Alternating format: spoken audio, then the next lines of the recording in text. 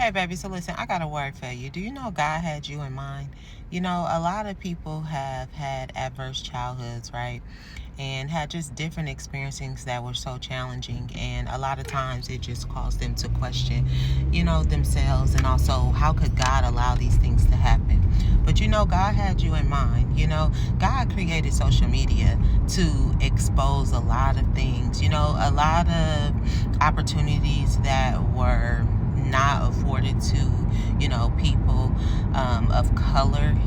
Now you have a variety of avenues to learn so much information. And the Bible says that people perish because of a lack of knowledge. Now it's at your fingertips. Okay, a lot of people grew up, like I said, in these adverse challenges and in these families that were toxic, and without social media you wouldn't have never really knew how people felt about you. Right now you can be aware of the people who actually dislike you, okay, because they don't retweet, okay, they view but they don't give you, okay, no reciprocity. Okay, reciprocity is dead.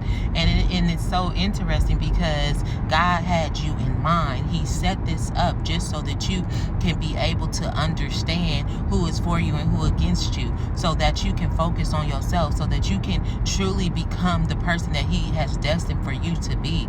Like, I don't know who needed to hear this, but God says you are right where He needs you to be. The only competition that you have is the old version of yourself. So it is time for you to rebrand and to rewrite your story by choosing to allow the old version of you to die. Okay, there is no growth, okay, without pain. Okay, and that pain comes from allowing your body, okay, to go through the toughness, okay, and the hardness that it requires in order to birth new strength. Okay, and so God is telling you in this moment, okay, that you are exactly where He needed you to be, and that He had you in mind all this time, and that you are going to reach the highest expression of yourself, and that it only is going to require for you to allow the old version of yourself to die and to open up your eyes to what's in front of you.